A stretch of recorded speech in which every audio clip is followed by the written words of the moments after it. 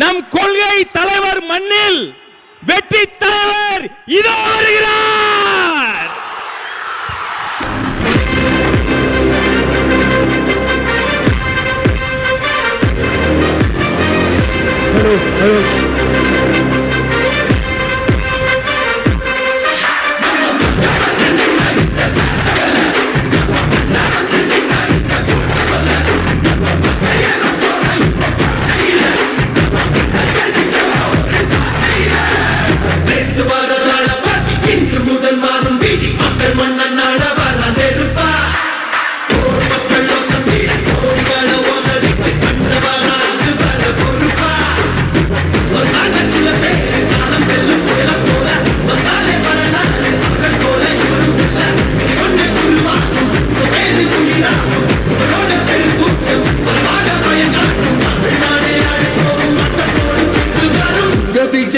விஜய் உயிரென்ன வரனா விஜய் எளியவன் குரல்னா விஜய் தனியா இல்ல கடல்னா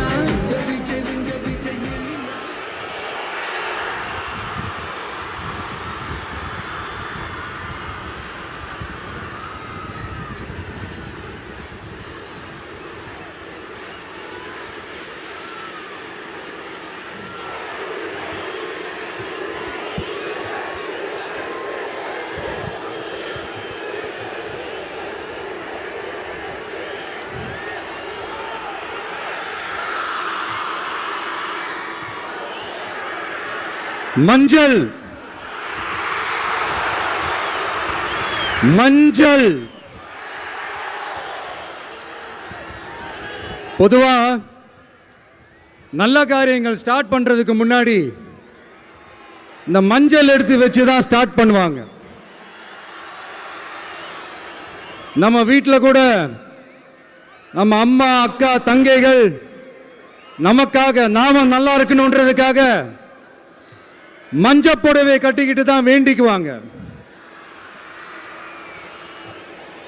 அப்படி அந்த மஞ்சள்னாலே ஒரு தனி வைப்பு தாங்க. நம்ம கொடியில கூட அந்த வைப்ரண்டான அந்த எனர்ஜெட்டிக்கான அந்த மஞ்சள் இருக்குமே, அந்த மாதிரி மங்களகரமான மஞ்சள் விளையிற பூமி தான் இந்த ஈரோடு பூமி. இங்க வந்து மஞ்சளை பத்தி பேசாம வேற எங்க போய் பேசுறது? அது மட்டும் இல்ல, இங்க ஒரு மகத்தான ஒரு மனிதரை பத்தி நம்ம பேசி ஆகணும். இந்த ஈரோடு மண் விவசாயத்துக்கும் பேர் போன மண். இங்க நடக்கிற அந்த விவசாயத்துக்கு மிக முக்கியமான ஒரு கவசமா இருக்கிறது என்ன தெரியுமா? காலிங்கராயன் அணை, காலிங்கராயன் கால்வாய். காலிங்கராயன் அணை கட்டினதுலையும் கால்வாய் வெட்டினதுலையும் உயிரான உணர்வு பூர்வமான நிறைய விஷயங்கள் இருக்குது. அப்படி அந்த ப்ராசஸ்ல அவர் அந்த அணை கட்டும் போதும் கால்வாய் வெட்டும் போதும் ரொம்ப சோர்வடைஞ்சிட்டாராம். அப்ப அவங்க அம்மா அதை பார்த்துட்டு சொன்னாங்களாம், மகனே காளிங்கா, தயிர் வித்த காசு தாழ்வாரம் வரைக்கும் இருக்குது, மோர் வித்த காசு முகட வரைக்கும் இருக்குது, அதை எடுத்துக்கிட்டு போய் அணைய கட்டியா கால்வாய வெட்டியான்னு சொல்லி தைரியம் கொடுத்தாங்களாம். பெத்த அம்மா கொடுக்கிற அந்த தைரியம் இருக்கு பாருங்க, அதை தாண்டி வேற எதுவுமே கிடையாதுங்க. ஒரு மனுஷனால எதையும் சாதிச்சு காட்ட முடியும்.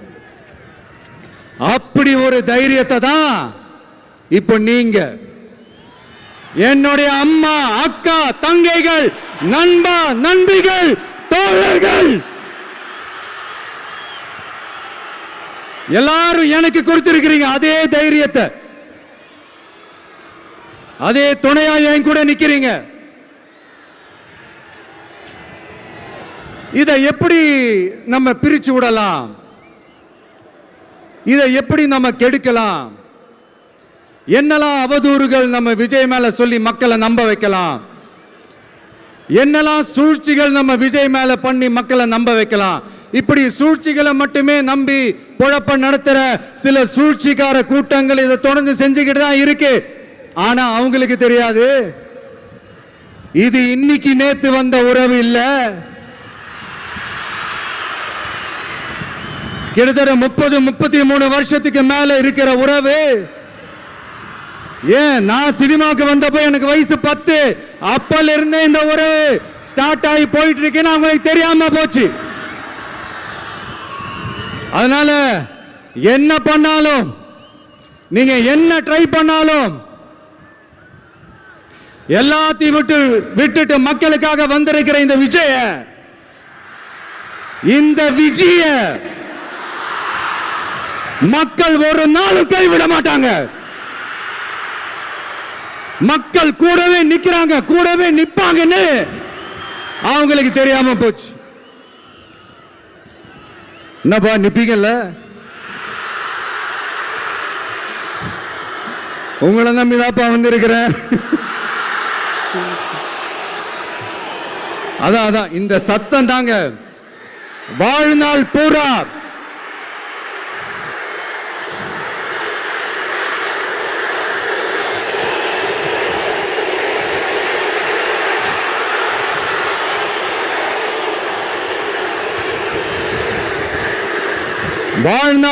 உங்களுக்கு நன்றியோடவே இருப்பேன். இப்போ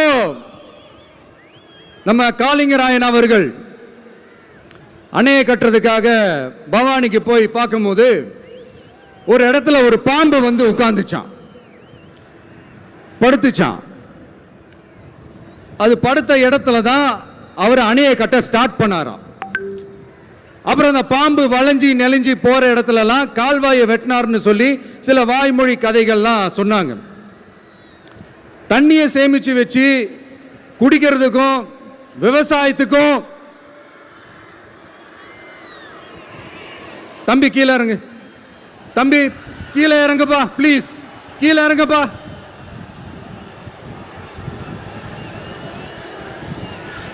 ஓகே, தேங்க்யூ. கீழே இறங்குங்க, கீழே இறங்குப்பா. நீ இறங்கினாதான் முத்தம் கொடுப்பேன்.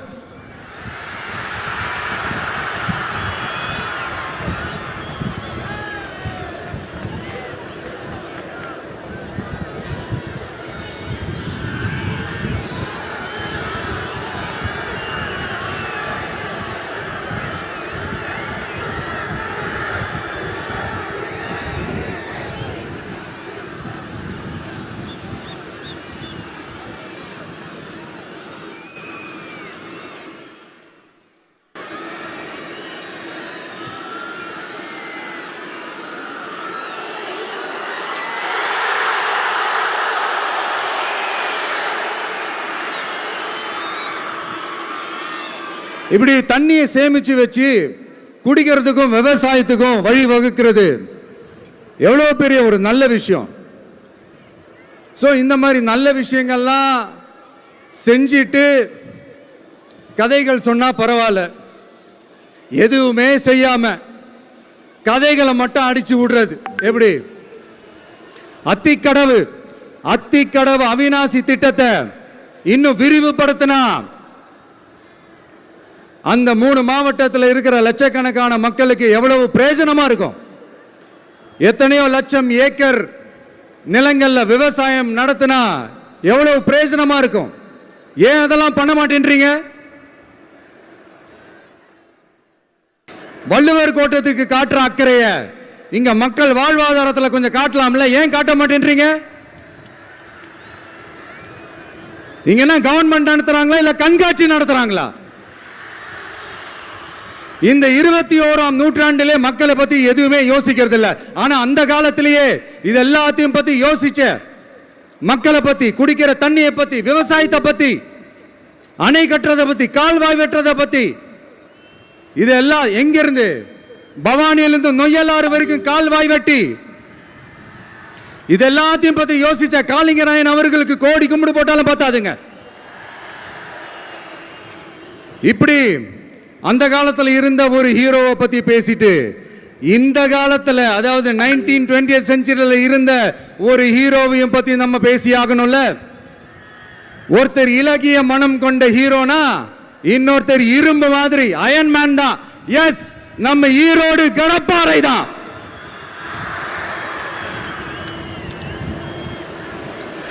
ஒட்டுமொத்த தமிழ்நாட்டையே திருப்பி போட்ட சீர்திருத்த நெம்புகோல். ஈரோடு மாவட்டத்தில் பிறந்த அவர்தான் இந்தியாவுக்கே இடஒதுக்கீடு சம்பந்தமான அரசியல் சட்டத்தை திருத்தறதுக்காக போராட்டம் நடத்தினவர் யாரு? நம்ம தந்தை பெரியாரு. 100 வருஷத்துக்கு முன்னாடியே வகுப்பு வாரி பிரதிநிதித்துவம் வேணும்னு கேட்டவர். அன்னைக்கும் சரி இன்னைக்கும் சரி ஒரு ஆச்சரியத்தோட பார்க்கக்கூடிய ஒரு மனிதர், நம்மளுடைய கொள்கை தலைவர். அப்ப அண்ணாவும் எம்ஜிஆரும் யாரு? பெரியார் அவர்கள் கிட்ட இருந்து எங்களுக்கு தேவையான கொள்கைகளை எடுத்துக்கிட்டோம். அவரை ஃபாலோ பண்ற, அவரை வழிகாட்டி ஏத்துக்கிட்ட அண்ணா அவர்கள் கிட்ட இருந்தோம், எம்ஜிஆர் அவர்கள் கிட்ட இருந்தோம் தேர்தல் அணுகுமுறையை எடுத்துக்கிட்டோம். அண்ணாவும் எம்ஜிஆரும் தமிழ்நாட்டோட சொத்து. அவங்கள பயன்படுத்துறத பத்தி யாரும் இங்க கம்ப்ளைண்ட்லாம் பண்ண முடியாது. அண்ணா எங்களோடது, எம்ஜிஆர் எங்களோடது, நீங்களா எடுத்துக்க கூடாது அப்படிலாம் யாரும் இங்க அழுதுட்டு இருக்க முடியாது, சொல்லிவிட்டேன். அதனால நாங்க ஒரு வழியில அரசியல் செஞ்சுக்கிட்டு போயிட்டு இருக்கிறோம். உங்களுக்கு தான் டிவிக்கு ஒரு பொருட்டே இல்லைல்ல, அப்புறம் ஏன் கதறீங்க? அப்புறம் ஆளாளுக்கு அங்க போயிட்டு இங்க போயிட்டு புலம்பி தள்ளிக்கிட்டு இருக்கிறீங்க. இது எப்படி இருக்கு தெரியுமா? எனக்கு பயம் இல்ல, எனக்கு பயம் இல்ல அப்படின்னு சத்தமா சவுண்ட் விட்டுக்கிட்டே சத்தமா பாட்டு பாடிக்கிட்டே இந்த நடுங்கிக்கிட்டே சின்ன பசங்க நடந்து போவாங்க, அந்த மாதிரி இருக்கு. முதல்ல மண்டையில இருக்கிற கொண்டைய மறைங்க சார்.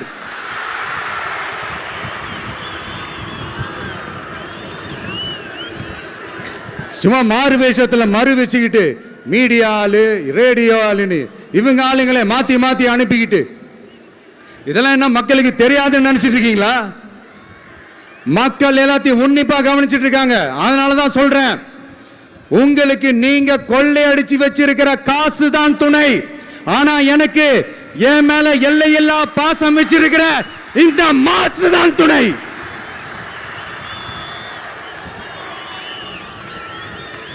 இப்படி நமக்கு துணையா இருக்கிற ஈரோடு மக்களுக்காக நான் இப்போ குரல் கொடுக்கலான்னு வந்திருக்கிறேன். சரி, இப்போ விஷயத்துக்கு வருவோம். பெரியார் அவர்கள் கிட்ட இருந்த அந்த செல்வாக்கையும் அந்த பதவிகளையும் அந்த பவரையும் வச்சுக்கிட்டு அவர் என்ன சொன்னார் தெரியுமா? இவ்வளவு செல்வாக்கு, இவ்வளவு பதவிகள், இவ்வளவு பவர் இருந்தோம் நான் ஒரு 5 பைசா காசு சம்பாதிச்சிருப்பேனா?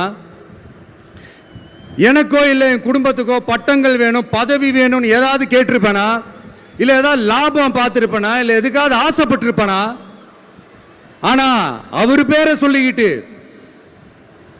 அவருடைய கொள்கையை ஃபாலோ பண்றதா சொல்லிக்கிட்டு இப்ப ஆட்சியில இருக்கிறவங்க என்னெல்லாம் செய்யறாங்கன்னு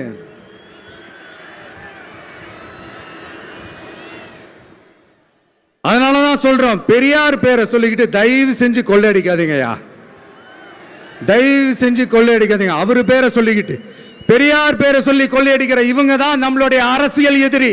மக்களை நீங்க சொல்லுங்க, நம்மளுடைய அரசியல் எதிரி யாரு? நம்மளுடைய கொள்கை எதிரி யாரு? ரிப்பீட், நம்மளுடைய அரசியல் எதிரி யாரு? நம்மளுடைய கொள்கை எதிரி யாரு? உங்களுக்கு புரியுதுல்ல? எனக்கு அது போதும்யா, எனக்கு வேற எதுவுமே தேவையில்லை.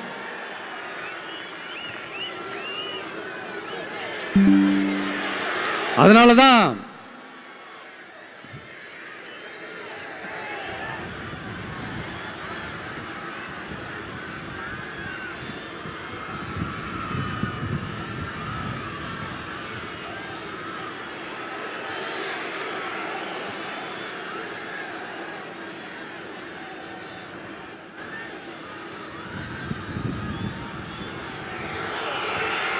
உங்களுக்கு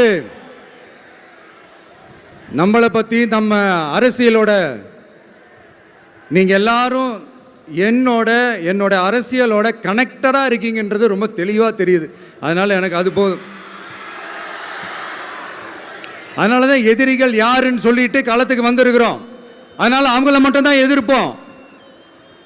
அதுவும் அந்த எதிரிகள் யாரு இப்போ இங்க 2026 சட்டமன்ற தேர்தலில் களத்தில் இருக்கிறாங்களோ அவங்கள மட்டும்தான் எதிர்ப்போம். சும்மா களத்திலே இல்லாதவங்களையும், களத்துக்கும் அவங்களுக்கும் சம்பந்தமே இல்லாதவங்களையும் எதிர்க்கிற ஐடியாலாம் இல்ல பாஸ். நீங்க கேட்கிறீங்கன்றதுக்காகலாம் எதிர்த்துட்டு இருக்க முடியாது பாஸ். எங்களுக்கு நிறைய வேலை இருக்குது.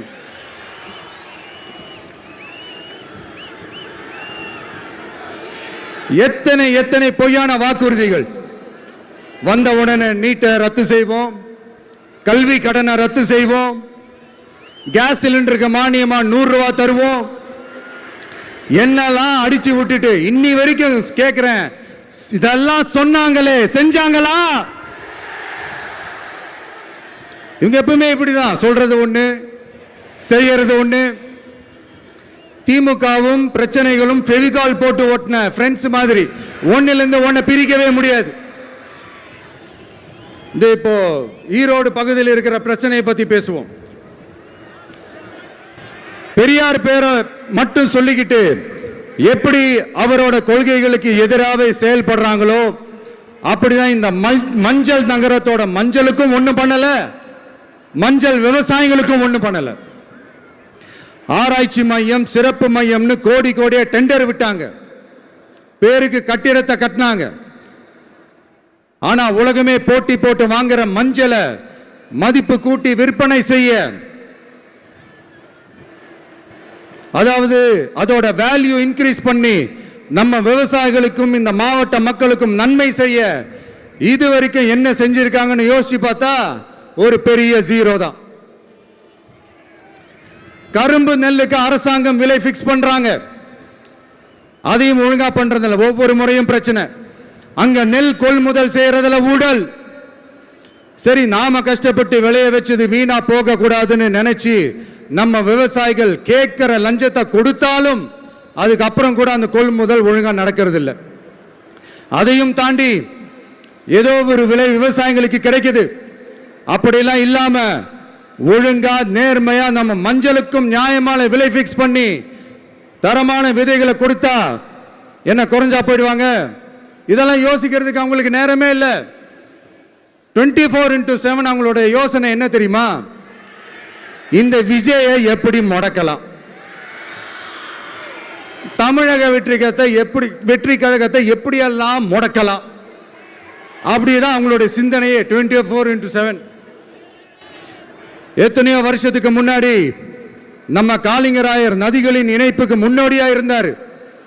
பவானி ஆத்துல வர அதிகமான தண்ணீர் அணை கட்டி தேக்கி தண்ணீர் வறட்சியான பகுதிகளுக்கு அனுப்பினார். ஆனா இன்னைக்கு இவ்வளவு நவீன வசதிகள் இருந்தோம், இவ்வளவு சயின்ஸ் வளர்ச்சிகள் இருந்தோம், இவ்வளவு டெக்னாலஜி வளர்ச்சிகள் இருந்தோம், அவங்க வாக்குறுதியில் ஒன்று கொடுத்தாங்கல்ல, பவானி நொய்யலாறு அமராவதி 6 இணைப்பு திட்டத்துக்கு ஒரு துரும்ப கூட கிள்ளி போடல. வாக்குறுதி நம்பர் 103 சொன்னாங்களே செஞ்சாங்களா? சரி, இதாவது ஒரு பெரிய ப்ராஜெக்ட் வைங்க. ஆறுகளை சுத்தப்படுத்த பல்லாயிரம் கோடி நிதி ஒதுக்குவோம், தமிழ்நாட்டில் உள்ள ஆறுகளை சுத்தப்படுத்துவோம்னு சொன்னாங்களே செஞ்சாங்களா? ஆனா ஆத்து மணலை கொள்ளையடிக்கிறதுல மட்டும் வேலையை கரெக்டா செய்வாங்க. இதை நான் ஏன் திரும்ப திரும்ப சொல்றேன்னா, மக்களே நீங்க புரிஞ்சுக்கணும். கொஞ்சம் மசந்தா மற்ற மாவட்டங்கள்ல மணல் காணாம போன மாதிரி, மலைகள் காணாம போன மாதிரி, நம்ம மாவட்டத்தில் தனி வளத்தை கொடுத்த செம்மண்ணும் காணாம போறதுக்கு வாய்ப்பு இருக்கு மக்களே. நம்ம மண்ணுக்கும் நம்ம ஆத்துக்கும் நம்ம விவசாயிக்கும் தான் இந்த மோசமான நிலைமை. அதனால ஏதாவது தொழில் செஞ்சு பிழைக்கலாம்னு பார்த்தா அதுக்கும் எங்க விடுறாங்க? தொழில்னு பார்த்தா 30% நெசவாளர்களுக்கு கூலி பாக்கி. அரசாங்கம் நம்ம நெசவாளர்கள் கிட்ட இருந்து கொள்முதல் செய்த வேட்டி சேலைக்கான கூலியை கூட போராடித்தான் வாங்க வேண்டியதா இருக்குது. அது சலுகையோ உதவியோ நலத்திட்டமோ கிடைக்காது. நம்ம உழைப்புக்கான ஊதியம், நம்மளோட உரிமை, அதுக்கே போராட வேண்டிய நிலையில தான் இந்த அரசாங்கம் நம்மளை வச்சிருக்கு. நல்லா பார்த்துக்கங்க மக்களே, உரிமைக்கு குரல் கொடுத்தவங்க தான் இவங்க. சிறு குறு தொழில்கள் பீக் ஹவர்ஸ் சார்ஜ்னு கரண்ட்டுக்கு அநியாய விலை வச்சு அதையும் செய்ய விடாம நம்மளை முடக்கிடுறாங்க. அந்த பீக் ஹவர்ஸ் சார்ஜ் கொள்ளையால எத்தனை வருஷமா எவ்வளவு பேர் பாதிக்கப்படுறோம், எவ்வளவு தொழில்கள் பாதிக்கப்படுது. நாமளும் கத்துறோம், போராடுறோம், கோரிக்கை வைக்கிறோம். எதையாவது இவங்க கண்டுக்கிறாங்களா? கொஞ்சம் யோசிங்க. ஏன் கண்டுக்க மாட்டேன்றாங்கன்னு கொஞ்சம் யோசிங்க. அப்போதாங்க பிரைவேட்ல அதிக விலைக்கு கரண்ட் வாங்க முடியும், அதுக்கு டெண்டர் விட முடியும். அப்படி டெண்டர் விட்ட மேட்டர்ல எல்லாம் என்ன நடக்கும்னு உங்களுக்கும் தெரியும், எனக்கும் தெரியும், நம்ம எல்லாருக்குமே தெரியும். இந்த மாதிரி ஈரோடுல மட்டும் இல்ல, எந்த மாவட்டத்துக்கு போனாலும் பிரச்சனைகள் மேல பிரச்சனைகள் தான்.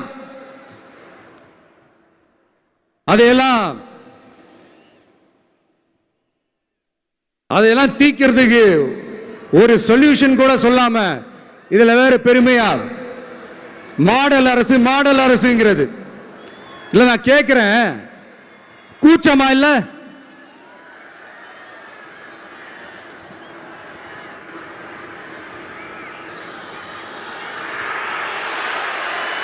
இதெல்லாம் கேட்டா அப்படியே நம்ம பக்கம் யூட்டர்ன் அடிச்சு வந்துருவாங்க.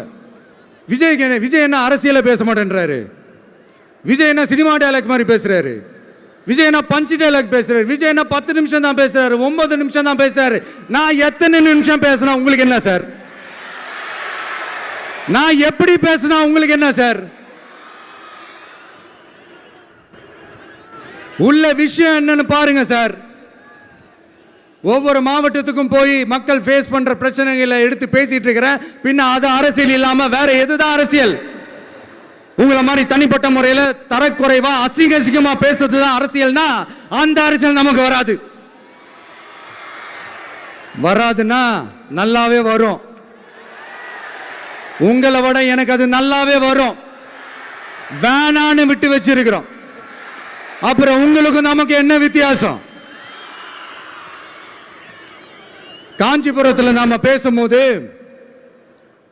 இந்த மாதிரி உங்களால் அமைக்கப்பட போற ஆட்சியில நம்ம ஆட்சிக்கு வந்த உடனே என்னெல்லாம் செய்ய போறோம்ன்றது சிலது சொன்னோம். அதையெல்லாம் தப்பா புரிஞ்சுக்கிட்டு இப்போ சொல்றேன், விளக்கமா சொல்றேன். நான் சலுகைகளுக்கு எதிரானவன் கிடையாது. மக்களுக்கான சலுகைகளை இலவசம்னு சொல்லி அசிங்கப்படுத்துறதுல எனக்கு உடன்பாடு கிடையாது. மக்கள் காசுல மக்களுக்கு செய்யறதை எப்படி இலவசம்னு சொல்லுவீங்க? அப்படியே செஞ்சிட்டாலும் ஓசில போறேன்னு சொல்லி அசிங்கப்படுத்துறீங்க. என்ன கேட்கறதுக்கு ஆள் இல்லைன்னு நினைச்சீங்களா? மக்களுக்கு ஒண்ணுன்னா இந்த விஜய் வந்து நிப்பா, இந்த விஜய் வந்து கேள்வி கேட்பா. இந்த விஜய் எப்பவுமே மக்கள் பக்கம் தான், அதே மாதிரி மக்களும் என் பக்கம் தான். என் மக்கள் மானத்தோட மரியாதையோட கௌரவத்தோட வாழணும். என் மக்கள் யாருக்கும் கீழே கிடையாது. அப்படி அவங்க கௌரவத்தோட வாழணும்னா அவங்களுக்கான வாழ்க்கை தரம் உயரணும். வாழ்க்கை தரம் உயரணும்னா அவங்களோட வாழ்வாதாரம் உயரணும். வாழ்வாதாரம் உயர்ந்தாதான் பொருளாதாரம் உயரும். பொருளாதாரம் உயர்ந்தாதான் வசதி வாய்ப்புகள் உயரும். இதெல்லாம் உயர்ந்தாலே ஆட்டோமேட்டிக்கா அவங்களோட வாழ்க்கை தரம், அவங்களுக்கான மரியாதை, அவங்களுக்கான கௌரவம் எல்லாமே உயரும். இதுக்கான வழிகள், அந்த சூழல்களை அந்த கவர்மெண்ட் அமைச்சு கொடுக்கணும். இதுக்கான அந்த திட்டங்களை செயல்படுத்தணும். இதெல்லாம் செஞ்சாதான் இந்த அரசாங்கம் ஒரு நல்ல அரசாங்கம். இதைத்தான் சொன்னோம்.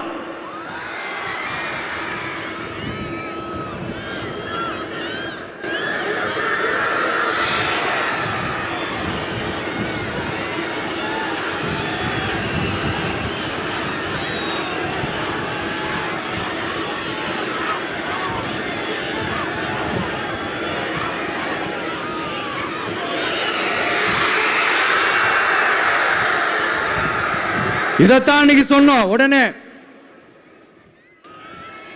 சொன்னா மட்டும் போதுமா? எப்படி செயல்படுத்துவீங்க? நாங்க என்ன வாயிலேயே வடை சுடுறதுக்கு டிஎம்கேவா? டிவிகேடா?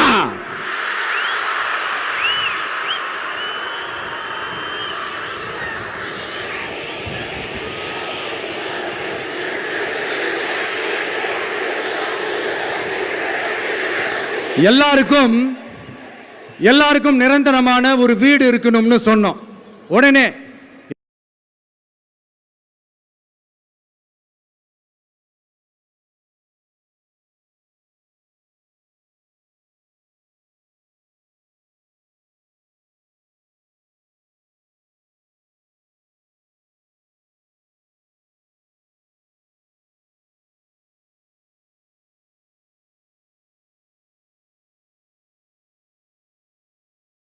எங்க ஆட்சியிலே நாங்க எல்லாரும் வீடு கட்டி கொடுத்துட்டோமே அப்படிங்கிறது இல்ல. நான் கேட்கிறேன், இங்க உங்களை தான் கேட்கிறேன், இங்க வாடகைக்கு இருக்கிறவங்களே இங்க யாரும் இல்லையா? எல்லாருக்கும் சொந்தமா வீடு கட்டி கொடுத்துட்டாங்களா? அடுத்து வீட்டில் இருக்கிற ஒவ்வொருத்தரும் மினிமம் டிகிரி படிச்சிருக்கணும் அப்படின்னு சொன்னோம். உடனே எங்க ஆட்சியிலே எல்லாரும் டிகிரி படிச்சு முடிச்சிட்டாங்களே அப்படிங்கிற மாதிரி சொல்றது அது உண்மைனா? ஸ்கூல் லெவல்லையே டிராப் அவுட்ஸ் அதிகமானது யாரோட ஆட்சியிலங்க?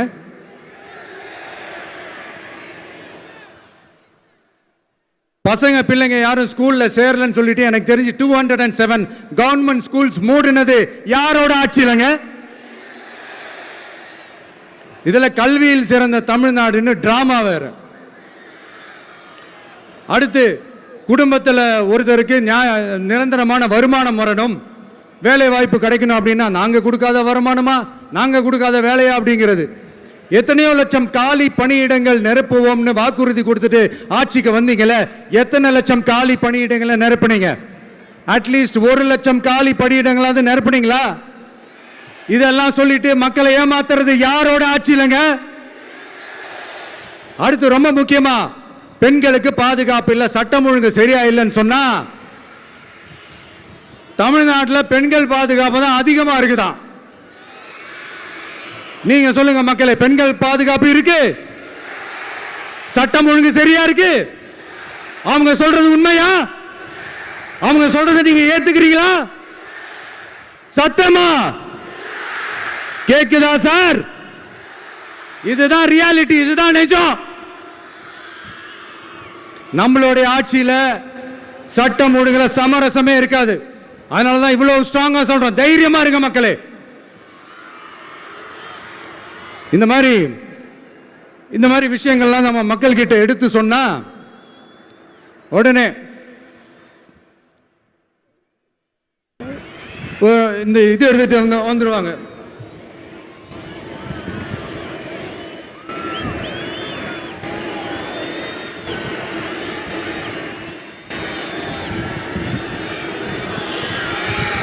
இந்த மாதிரி இதெல்லாம் என்னென்ன செய்ய போறோன்றது சிலதெல்லாம் காஞ்சிபுரத்தில் சொன்ன மாதிரி சொன்னா எல்லாத்தையும் தப்பா திருச்சி பேசிக்கிட்டு அவதூறு பரப்பிக்கிட்டு. நான் கூட யோசிப்பேன், எம்ஜிஆர் அவர்களும் மேடம் ஜெயலலிதா மேடம் அவங்களும் ஒரே வார்த்தையில சொல்லி இந்த திமுகவை காலி பண்ணாங்கல்ல. நான் கூட யோசிப்பேன், ஏன் இவ்வளவு ஹார்ஷா பேசுறாங்க, ஏன் இவ்வளவு ஹார்ஷா அவங்கள திட்டுறாங்கன்னு யோசிச்சது உண்டு. இப்பதானே புரியுது. அவங்க 2 பேரும் சொன்னதை இப்ப நானும் ரிப்பீட் பண்றேன். திமுக ஒரு தீய சக்தி, திமுக ஒரு தீய சக்தி, திமுக ஒரு தீய சக்தி, திமுக ஒரு தீய சக்தி, தீய சக்தி, தீய சக்தி, தீய சக்தி. என் நெஞ்சில் குடியிருக்கும் ஈரோடு மக்களே,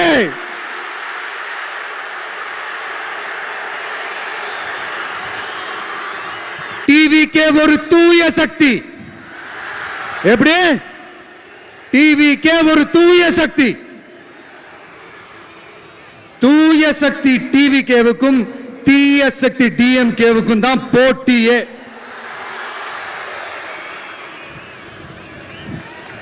என்ன முடக்கலாம்னு நினைக்கிறீங்க, ஆனா இந்த சத்தத்தை ஒரு நாள் உங்களால முடக்க முடியாது. மக்கள் விரோத திமுக அரசை வீழ்த்த மக்கள் சக்தியான நம்மளால மட்டும்தான் முடியும். அண்ணன் செங்கோட்டையன் அண்ணன் அவர்கள்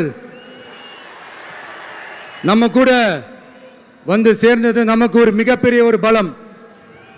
அந்த மாதிரி செங்கோட்டையன் அண்ணன் அவர்கள் மாதிரி இன்னும் நிறைய பேர் வந்து சேர இருக்கிறாங்க.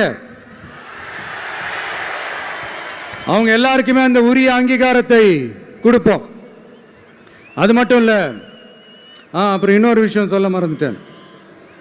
இப்போ ரீசண்டாக ஒரு இடத்துல நம்ம சிஎம் சார் அவர்கள் பேசும்போது சொன்னாங்க, என் கேரக்டரையே புரிஞ்சுக்க மாட்டேங்கிறேன். இது சினிமா டயலாக் இல்லையா? நான் ஏதாவது பேசினா சினிமா டயலாகா? சார் பேசினா அது சினிமா டயலாக் இல்லையா? சிலப்பதிகாரத்திலிருந்து எடுத்ததான் அந்த லைனு. என் கேரக்டரையே புரிஞ்சிக்க மாட்டேன்றது. உங்களை எப்படி தான் சார் புரிஞ்சுக்கிறது? எந்தெந்த விஷயத்துலலாம் சார் உங்கள் கேரக்டர் நாங்கள் புரிஞ்சுக்கிறது? அதையும் நீங்களே சொல்லிட்டீங்கன்னா கொஞ்சம் நல்லா இருக்கும் சார். சட்டம் ஒழுங்குல நாடே சந்தி சிரிக்குது அதுலையா? பெண்கள் பாதுகாப்பில் நாடே சந்தி சிரிக்குது அதுலையா? பொய் வாக்குறுதிகளா கொடுத்து ஏமாத்தி ஆட்சிக்கு வந்தீங்களே அதுலையா? எதில் தான் சார் உங்க கேரக்டர் நாங்க புரிஞ்சுக்கிறது? ஆனா ஒண்ணு, தமிழ்நாட்டில் ஆட்சி செய்யற நீங்களும் சரி, ஒன்றியத்தில் ஆட்சி செய்யறவங்களும் சரி, நீங்க ரெண்டு பேரும் முதல்ல என்னோட கேரக்டரை புரிஞ்சுக்கணும் சார். என்னோட கேரக்டர்னு சொன்னது நம்ம மக்களோட கேரக்டரை. 2026 சட்டமன்ற தேர்தலோட அந்த கேரக்டரே கொஞ்சம் வேற மாதிரி சார். அதை கொஞ்சம் தயவு செஞ்சு நீங்க புரிஞ்சுக்கணும் சார். புரிஞ்சுக்கலன்னா மக்களே உங்களுக்கு புரிய வைப்பாங்க சார். கான்பிடென்டா இருங்க சார். நல்லதே நடக்கும் சார். வெற்றி நிச்சயம் சார். மீண்டும் சந்திக்கும் வரை நன்றி, வணக்கங்க சார். நண்பா, நண்பிகள், இங்கே வந்து எல்லாம் வந்து பார்த்தோம், எல்லாம் நல்லபடியாக நடந்தது. சேஃபாக வந்துட்டு சேஃபாக வீட்டுக்கு போயிடுங்க. எனக்கு எல்லாத்தையும் விட நீங்கள் தான் எனக்கு முக்கியம். தயவு செஞ்சு சேஃப்டியாக போயிட்டு வாங்க. ஒரு ஈரோடு செல்ஃபி ஒன்று எடுப்போமா?